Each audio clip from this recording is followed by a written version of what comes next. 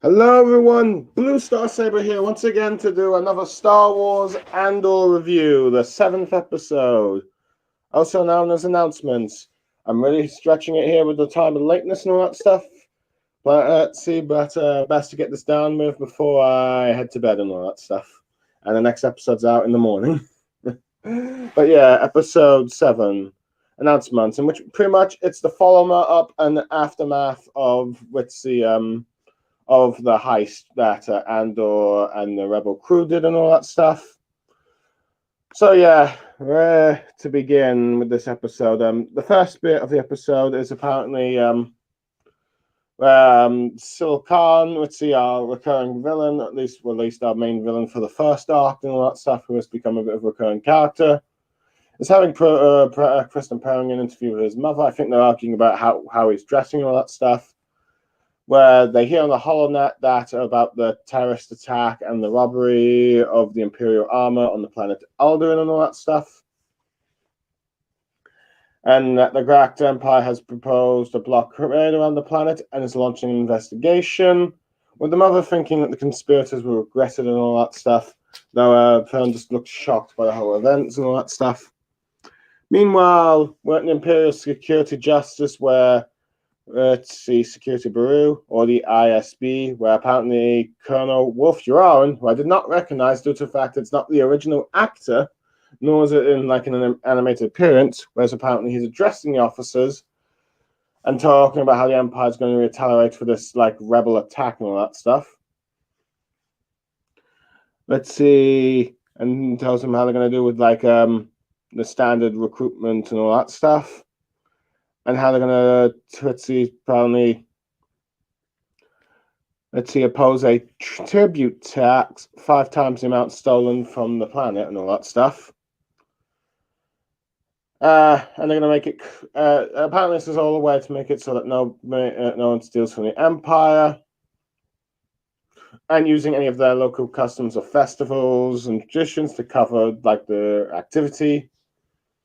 So pretty much, let's see, and apparently how he's spoken to Emperor Palpatine, that he has granted the ISB access to the Imperial Army and Navy resources. Apparently, is going to commence an Imperial session meeting to impose a legislative package of bills and amendments that will give the ISB unlimited powers of surveillance, search, and seizure. Let's see. And apparently also now announcing that they're invoking the Public Order Restraint Directive, or PORD, or something like Criminal Act thing that will like make sure that you have strong restrictions on like class offense and all that stuff, and apparently much more on all that stuff. Meanwhile, Dedra Mora, I believe our female officer, is not exactly happy at this and tells her assistant, I believe his name is Heret, that Euron is playing in the rebels' hands, because no doubt that these tight securities and taking more restrictions on freedom might make people more sympathetic to the rebellion's cause. At least that's what I'm assuming from the way she's talking about it and all that stuff. Given that it was just the rebellion's more of announcements rather than just a regular robbery and all that stuff. Meanwhile, the next scene is we cut to Luthen Rao as he's trying to like listen to more on that heist and all that stuff. And his assistant falls in that Mon Mothma's there and giving back the painting that apparently her husband did not actually like and all that stuff. And the two end up talking in private, where she finds out that, let's see, Raoul was behind the heist and all that stuff, and wasn't exactly happy with how he did his conduct, but says that they need to fund their rebellion and all that stuff, and that, let's see, the star is set, that now they got to go and do this and all that stuff. And well, she leaves sort of just, let's see, being not entirely pleased and just doing it as a way of saying that, she's not buying any painting, but they will come back and have a meeting later. Let's see, but Raoul does seem to give the Mon Mothma the idea that they can't really hide forever and all that stuff. Anyway, we cut back to certain car where he's now in the Brew of Standards, where I think the Empire's Brew of Standards, where his new supervisor is Ritzy interviewing him and then like, showing him what he's going to do and all that stuff, what they do here and all that stuff with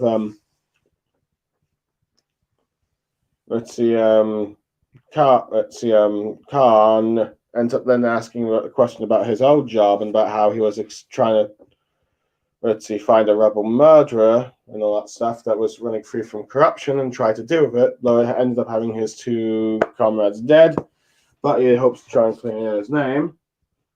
And all that stuff. But the supervisor ends up clearing the record and all that stuff, behind the scene things, but it's a favour to the guy's uncle and that stuff. And gives him a job opening in the Few Purity, which Ritzy Khan does, and we see him do the job later, though he doesn't entirely seem satisfied with it, but there we go.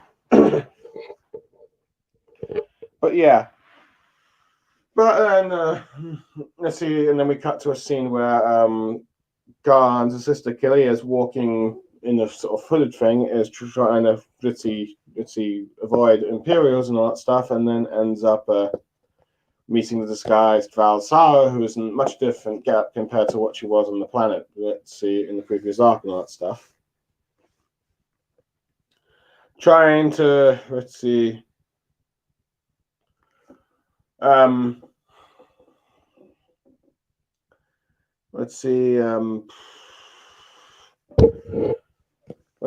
hold on. Well, they shouldn't be here, but they congratulate us on the plan and all that stuff, but and hiding the money and all that stuff, and condolences to the comrades she lost, but not surprised that I think Alva Skin turned out to be a dirty traitor and all that stuff, but the only thing that's left to deal with, the one loose end, if you will, is the Clem, whose real identity is actually Andor, and is tasked in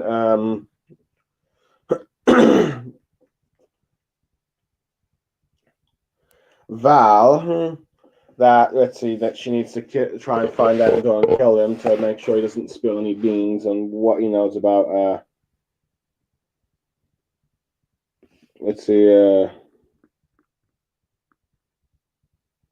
Ral and all that stuff. But yeah. But meanwhile, Andor has returned to Felix to meet with his adoptive mother and reunites with her droid as well, telling them that he's got enough credits for the both of them. And all that stuff for them to move out. And during this time, she reveals to him that Tim Carlo betrayed him, and he ended up being killed by the corpses when trying to save Bix Cal and all that stuff. Andor's not too phased about it, but he just wants to try and get his mother to leave with him and all that stuff. But she tells him that she needs to think about it and all that stuff and probably gets ready to the morning and all that stuff. Meanwhile, Mon Mothma's at a party where it's got a few of those ISB things, which she's trying to avoid, but she's mainly talking to her old friend, Colmer, an old friend and a banker. She introduces to his daughter, but she's not really interested and wants to be excused. And she eventually ends up telling him and talking into private, where at first it seems like he thinks that Mon Mothma is some, politician that's got admitted to the Empire and all that stuff, and he and his colleagues are not getting a bit more dissatisfied. Where Mon Mothma ends up revealing that the troublemaking senator is helping separatist causes is more of just always failing. It's more of just a ruse and all that stuff. In fact, is planning a secret rebellion thing and needs him to help him with the funds and that stuff. And also tells her that her husband cannot be trusted. And they arrange to have another meeting another time. Anyway,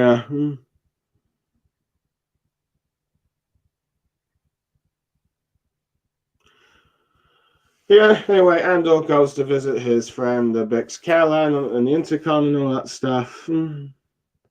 They'll have a little chat about how what happened with him and his father and all that stuff.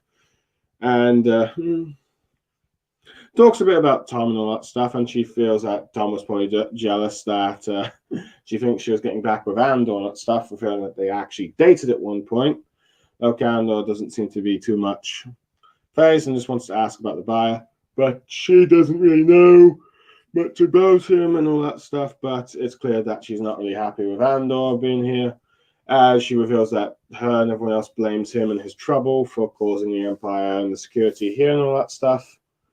And says it's probably best for him to leave, which he does tell her that's what he tends to do and probably won't see her again. But he's giving her 12,000 credits to all the people that he owes money to, such as the two guys that confronted him about it, his friend and some other character that we don't know. I'm not going to call Dema, but yeah, I'm not really going to, let's see, try and remember which is which, but yeah. And during when he's walking back to his mother, he ends up getting a flashback from walking past, some stormtroopers of when the Empire's early years and when you see like the clone troopers still were in part of the Imperial Army at the time. Let's see, and them marching and some Republic supporters protesting, and her is adopted father Clem trying to stop it. But the Empire mistakes Clem for the activists, and then they shoot and kill him and all that stuff. Where he ends up talking to his mother, but the mother reveals that she's staying. Inspired by, funny enough, Andor's own host, she wishes to join and fight the rebellion, that stuff, but Andor says that it's crazy and tries to persuade her not to, but she cannot. She's tired of running and all that stuff and wishes to fight when the time comes because she hasn't much time left to live and all that stuff, but doesn't blame Andor for his choices and wishes him well, even though he's going to worry that,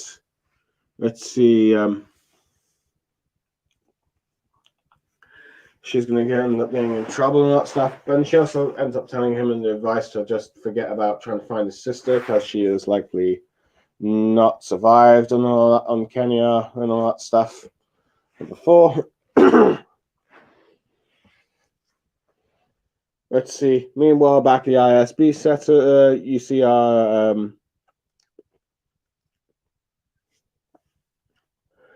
let's see. Mara, we end up seeing like Imperial sector investigating a thing where Gavin accuses Mara of from what we saw earlier. Apparently, I forgot to mention this where apparently she accessed everyone's data to try and investigate, where she explains her actions and how this is a rebel coordinated attack and all that stuff, even giving a shot at her superior about how, I believe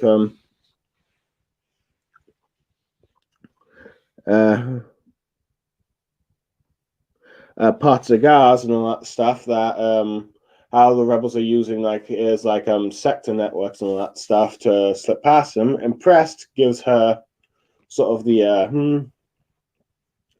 Ferrex and Manola sector, much to Bevan's that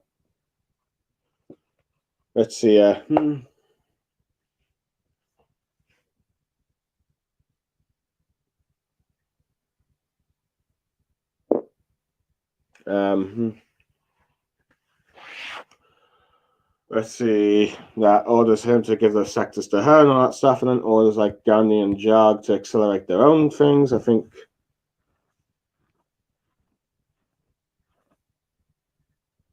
And all that stuff tells them to go into their work thing and congratulates Amira for her work in private, but wants her to watch her back because, she's likely to have made some enemies. Meanwhile, Andor is now on a planet where he's going by the name of Keith Greedo and all that stuff in the beach world of Nemesis, where he's now sharing a room with a woman named Winda. Apparently, it's implied that they might have done the bees and the knees, if you will. But asks him to go buy some stuff while he's trying to hide his secret stash of weapons and credits and all that stuff. Ends up walking by a beach. A bunch of rebel protesters cause some problems, but Andor's not helping himself by being reckless and all that stuff, where A shore trooper eventually arrests him and captures him like sort of cop style. And another KX droids that Andor eventually owns have one for himself by the time of Rogue One is, and he gets arrested, trialed, and all that stuff by a judge. Let's see, normally the crime for this would be 6 months or something like that, but it's been accelerated 6 years, and he's going to be spending the next 6 years in his life in jail, ending the episode on a cliffhanger. Okay, I will admit that took a lot longer than I wanted for a summary, but anyway. I do like how we explore the aftermath, how certain people are reacting and all that stuff, who's inspiring, who it's angering, who's responding positively, who is responding negatively, and all that stuff. I like how let's see, for people like Fern Carl and all that stuff, he's like he's shocked that's happened, but he can't really do anything right now as he is trying to do this job for the Brew thing and all that stuff. And even though he ended up telling his new superior that he wants to clear his name and all that stuff and wants upper hand Andor, but that he can't do it right now. But I do like how it seems like the boss is like doing a favor, arguably for like the dude's uncle and all that stuff, is just clearing like his records so no one will notice and all that stuff. And just advising him to just take the job he's doing, which he's currently doing. But clearly, it's the fact that we're still focusing on his character means that probably he's going to come back up. And I have no doubt that's going to be that Imperial SISB agent, Mero, who's now in charge of the sectors that she's been given, that he was a part of, is now going to probably take him on the team to help for his intel on the rebel and all that stuff, as she's probably going to figure this guy is probably the key to all this. And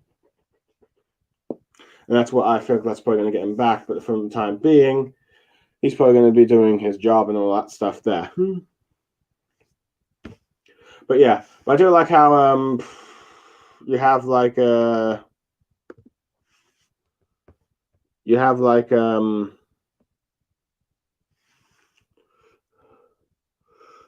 let's see, Ral being more optimistic about the thing, and Mom Mothma being like, "Are you being reckless?" and all that stuff. But with like Cal sort of pushing her that they need to get a response from the Empire, and which they did, and all that stuff to overreact. And you can see that with Urine, which I have to admit, I didn't realize it was him. Like I said, I didn't realize it was him, but I'm sort of glad that we're actually seeing more of him and all that stuff. As let's see, we've only really seen him like in like that one episode of Rebels when he was an active character, which I do feel like is a very missed opportunity to not have Rex and him interact at some point. It's like two commanding officers for the Republic, once fought on the same side, now on opposing factions. And we can see here how he's a bit more strength and law and order and wants to respond harshly on this thing. But of course, says that this is probably not a good idea and just playing into the rebels' hands, as Khan wants them to overact. And no doubt this is probably to get more people to side with the rebellion and become more sympathetic with the more Empire's authoritarian security things and all that stuff. So there's that. But yeah.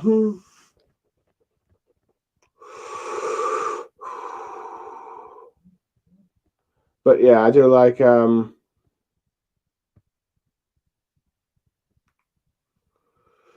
but yeah, I do like how it is interesting how despite let's see Wells, I faith in Andor, I do like how he has his like assistant meeting with Val and getting the situation. It is interesting how let's see how the assistant ends up telling him how sorry for like her losses for the comrades that died there, but wasn't and tells them how they weren't surprised about that one that was going to betray them. I believe Alpha skin and all that stuff. So let's see, she wasn't surprised about him because they always figured he was a bit dodgy apparently, which is interesting. but they still chose him anyway because they needed someone to fight along. But it's interesting that they now just want to get rid of Andor and all that stuff. I was wondering how he was going to react, and we didn't see his on-screen thing, but it's clear that he sees Andor. They see Andor as a loose end at this point, so they need him to get killed, and that's likely what that's Seinfeld to do. Which I wouldn't be surprised if Val ends up being the one that helps Andor escape later in the prison and all that stuff. But she's initially there to kill him, but instead, let's see, at this point, he's ready to join the rebellion and all that stuff. But yeah, which we get to. I do like how when we end up getting to his home, let's see, Andor gets to like Felix and all that stuff. He has a nice reunion with his mother and all that stuff, saying they have a night credits to leave and all that stuff and escape, but she doesn't want to. She wants to fight for the rebellion, and whether or not Andor realized or not, he ended up inadvertently inspiring her mother and all that stuff. He tries to downplay it as a heist because that's how he viewed it, but she sees it as something greater. Doesn't blame him for running and all that stuff or wanting to hide, but she's, you know. But yeah, but Andor just can't quite say that he was the one that was behind that little stunt and all that stuff. But yeah, but leaves. But of course, there's also some other things there as well, such as like reuniting with like his friend.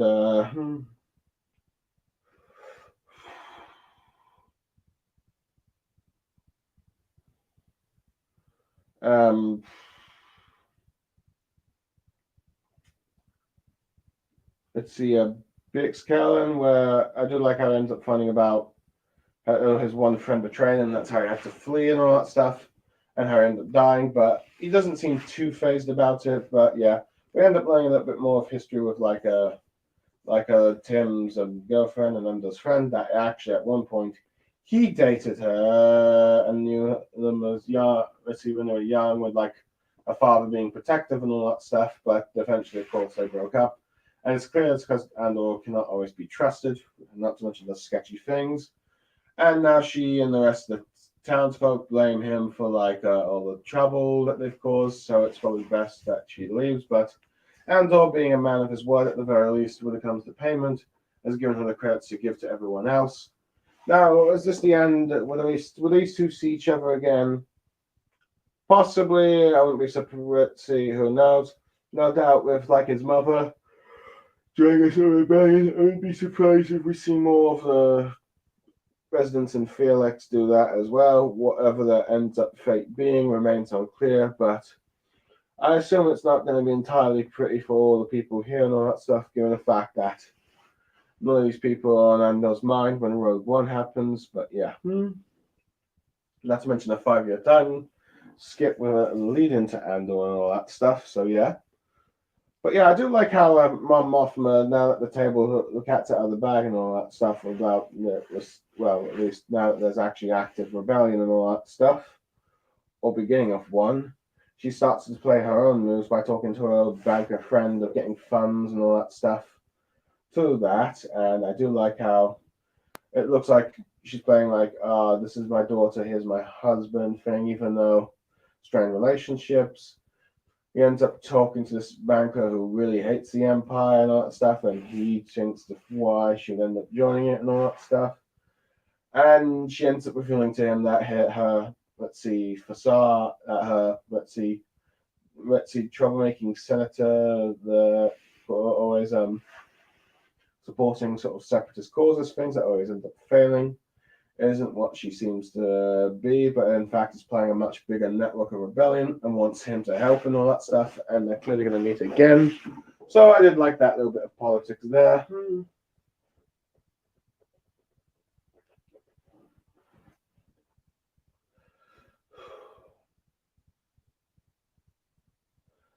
But yeah, but I do like how with the ISB and all that stuff, you have back and forth between like imperial like the leader of Partgas against Bevan and Mello, where Bevan tries to get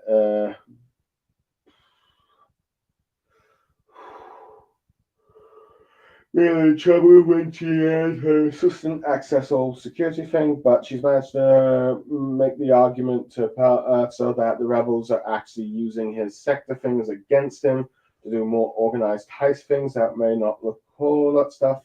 And he ends up being impressed by this, assigns her like the two planets that Belvin was like keeping up on, which he's clearly not happy. I do find it interesting how he tells us congratulations, but given her success, she's probably caused some enemies, particularly with her rival, and warns her to watch her back and all that stuff. But she seems a bit shocked by this, but heck. But anyway, I do like how it seems some time has passed and Andor's just spending time on a beach planet resort trying to relax. Obviously, going over another name, having a sort of girlfriend, if you will, and all that stuff. But of course, keeping emergency staff of credits and the blasters secure just in case he needs them. Ends up going to get groceries or snacks or something from the shops and all that stuff. But I could see Andor make such the rookie mistake of looking suspicious when a bunch of stormtroopers start to get a bit followerish of him, or when some other rebel groups are causing a running and all that stuff, and he keeps looking back. And the shore trooper eventually has him arrested, and the KX series droids takes him away. I'm not sure if it's the KS-201, the one from Rogue One, but if it could be, well, that would be an interesting thing, but who knows? At the very least, who knows, we might get the origin of how Andor and that droid end up meeting, and let's see how he ends up reprogramming him and all that stuff. But yeah. But yeah, he's not doing himself favors and ends up getting arrested for like 6 years when it's supposed to be only a minor offense and all that stuff initially. But now the Empire's changed their rules, and so he's in this prison for 6 years. Now, granted, we know that's not going to be the case, as he dies 5 years later in Rogue One. But still, fighting for rebellion and all that stuff. But yeah, this is clearly what's setting Andor realizing that clearly he can't really hide and all that stuff, and he's got to join the fight eventually, and he will do as we see with Rogue One. It'll probably either be this next 3-part episode where he gets rescued and all that stuff, or it'll be the 2-part finale and all that stuff. And he performs rebel acts and leads to like Rogue One and all that stuff. But yeah, but I do like the sort of, let's see how it's not in your, let's see, sort of perhaps subtle, maybe not so subtle, where the stormtroopers inspecting. Probably reminds some people of like corrupt police officers or authoritarian ones around the world just doing checks and all that stuff, even though when you're not really causing trouble and when you keep giving the correct answer, they just don't believe you. But yeah, I like that, a little bit of commentary there. But yeah, but clearly this is the beginning of Andor's, let's see, truly joining a rebel cause. I wonder if he still has the manifesto somewhere from that guy, but who knows. But first, this boy has to break out from the Empire, not get killed by Val. But yeah, overall, it's not as good as last week's episode, but it's still passable enough. I'd say I'd give this one a 8 to 9 out of 10. Very good episode. Let's see, the aftermath of the heist. We're starting to see some taking the positive, some going too far with like control. But yeah, it's clear that pieces are starting to set more towards like the second story arc and the finale and all that stuff. What it'll be, I do not know, but we do know that let's see, this show is going to get one more season. Granted, from my understanding, the views weren't as big as the other streaming shows, but not as bad as like as people made it out to be, and actually on par with quite a lot of the high average viewers for other streaming things. It's just that Disney Plus has just set the bar so high with like previous Star Wars and Marvel shows with mostly characters that are a bit more well established than Andor, let's face it. But yeah. Well, anyway, that's all I have to say on today's episode. I hope everyone enjoyed what I had to say and all that stuff. If they managed to listen through all the way to the end, but yeah, who knows? But yeah, I look forward to see how the next 5 episodes of Andor goes, and I'm repeating myself here, but yeah. Anyway, I am Blue Star Saber, signing off. May the Force be with you, and goodbye.